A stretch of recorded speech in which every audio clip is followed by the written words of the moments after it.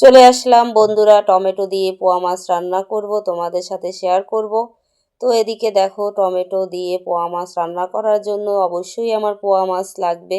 তো পোয়া মাছগুলো, এগুলো সমুদ্রের পোয়া মাছ। তো পোয়া মাছ ভালো করে ধুয়ে পরিষ্কার করে নিয়ে হলুদ লবণ মেখে তারপরে ভেজে নিয়ে রান্না করব টমেটো পোয়া। তো অবশ্যই তোমরা আমার সাথে থাকবে, দেখতে থাকো আমার ফুল ভিডিওটা।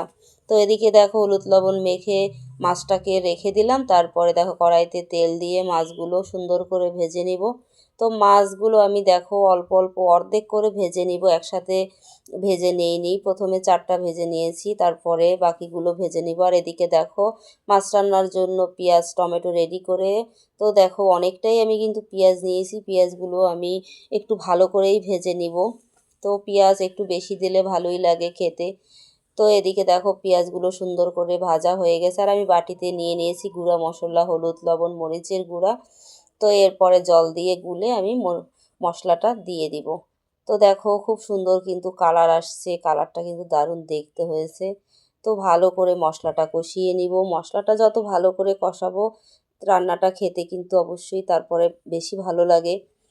তো এদিকে দেখো, মশলার কালারটা কিন্তু দেখলেই তোমরা বুঝতে পারবে দারুণ লাগছে। তো ভালো করে মশলাটা কষানো কমপ্লিট। এবার দিয়ে দিব পরিমাণ মতো জল। জলটা আমি একটু কমই দিব, কারণ মাছগুলো সুন্দর করে ভাজা হয়েছে আর টমেটো দিয়ে রান্না করব, বেশি জল দিব না, মাখো মাখো হবে রান্নাটা।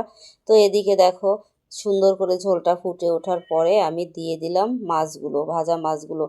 তো ভাজা মাছগুলো আমি একটু সুন্দর করে খুন্তির সাহায্যে নেড়ে চেড়ে সুন্দর করে দেব, কারণ মাছ অনেকটাই, ঝোলটা অনেক অল্প। তো খুব সুন্দর করে দিলাম গুছিয়ে মাছগুলো।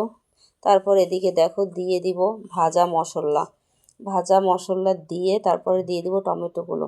এদিকে দেখো, দেখতে কিন্তু মনে হচ্ছে রান্নাটা একদমই কমপ্লিট। হ্যাঁ, রান্নাটা সত্যিই কমপ্লিট। আমি এখন দিয়ে দিব টমেটো। এই যে দেখো, এখন ভাজা মশলা দিয়েছি, তারপরে আমি টমেটো দিয়ে দেবো। টমেটো আমি আগেও দিতে পারতাম, কিন্তু গলে যাবে, তাই খেতে ভালো লাগবে না। এখন টমেটো দিয়ে তারপরে ঢেকে রাখবো 2 মিনিটের মতো, তাহলেই কিন্তু রান্নাটা কমপ্লিট। টমেটোগুলো বেশি একটা গলবে না, খেতেও ভালো লাগবে, দেখতেও ভালো লাগবে। এই দেখো, প্রায় রান্না শেষের দিকে কিন্তু আমি উপর দিয়ে টমেটোগুলো কেটে চিকন চিকন করে কিন্তু কেটে রেখেছি। তো সরা দিয়ে ঢেকে রাখলেই কিন্তু টমেটোটা সিদ্ধ হয়ে যাবে আর খেতেও ভালো লাগবে। এদিকে দেখো, টমেটোগুলো গুছিয়ে দিলাম খুব সুন্দর করে, খুন্তি দিয়ে একটু গুছিয়ে দিব। তারপরে দিয়ে দিব সরা দিয়ে ঢাকা। তো সরা দিয়ে দেখো ঢাকা দিয়ে দিলাম। এরপরে কিন্তু আমার রান্নাটা প্রায় কমপ্লিট। তো বন্ধুরা, আমার ভিডিওটা যদি তোমাদের ভালো লাগে অবশ্যই সাবস্ক্রাইব করবে, আমার পাশে থাকবে। এদিকে দেখো, আমার রান্না কমপ্লিট।